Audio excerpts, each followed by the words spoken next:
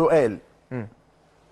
شيكابالا راجل بعيد، ما جاش ناحيتك، مش هيجي من نفسه كده يجري وراك، صح ولا انا غلطان؟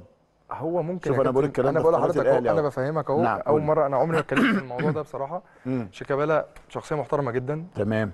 هو اللي استقبلني في على فكره البرتغال، انا بقول حلو. لحضرتك اهو، هو اللي طب حلو استقبلني في قوي. البرتغال لما رحت سبورتنج، جالي المطار. يا سلام. حاجه محترمه، وانا كنت لسه صغير. نعم. وهو شيكابالا يعني ما شاء الله، يعني حجمه مم. وتاريخه، لا يعني مع نعم. الزمالك شخصيه محترمه جدا. مم. هو ممكن يكون فاهم وجهه نظري ان انا رايح احتفل مع الجمهور بطريقه جمهوري. مم. ممكن يكون سمع ان انا بتكلم او بحيي جمهوري او بتكلم بشجع الاهلي بطريقه مم. مثلا اكتر اوفر، او اسلوبي مثلا اه. اجريسيف شويه او ناشف. مم. فممكن يكون هي ضايقته في وقت ان هو فعلا ممكن يكون كان متضايق، هو بس مضيع البنالتي طبعا. انما هو ليه وجهه نظر. هو اه. ممكن يكون غيران على فرقته، ده حقه. نعم. غيران على ناديه، ده حقه.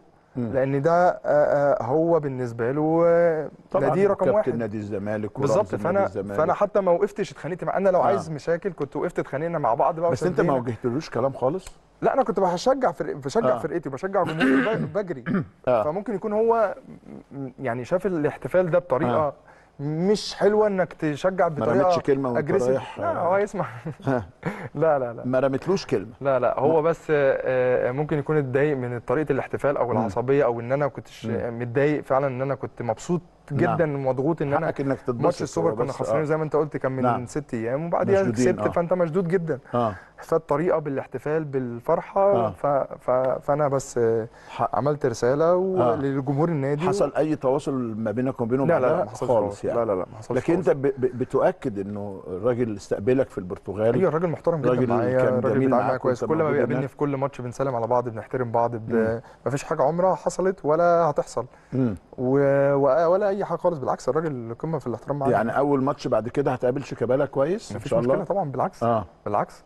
اكبر اه. مني سنا واكبر مني مقاما، فهحترمه طبعا. بالعكس. شيكابالا الحقيقه من وجهه نظري انا الشخصيه، يمكن بعض الاهلاويه زعلوا، يعني انا شخصيا بحب شيكابالا عشان بس تبقى القصه واضحه، ما اشوفش لعيب منه الا كل خير وكل كوره احترام كبير وكل يعني. ادب يعني.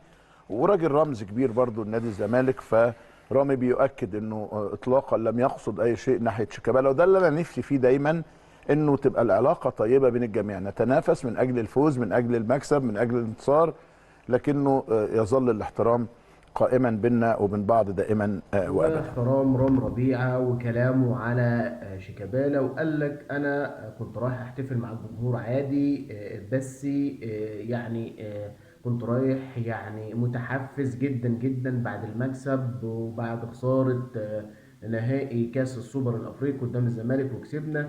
فكان لازم إن أنا أحتفل الاحتفال ده مع جماهير النادي الأهلي. شيكابالا مش كان عاجبه الاحتفال، عشان كده كان جاي يكلمني، كان زعلان طيبا على طبعا على ضربة الجزاء اللي ضيعها وان احنا فزنا. لكن انا ما بحبش اعمل مشاكل وما قلتلوش، والدنيا مشيت تمام التمام، مفيش مشكلة. لكن احترام يعني رامي ربيعة محترم جدا جدا في تعامله، محترم في كلامه. ده يدل ان في شخصية كابتن من كباتن النادي الاهلي.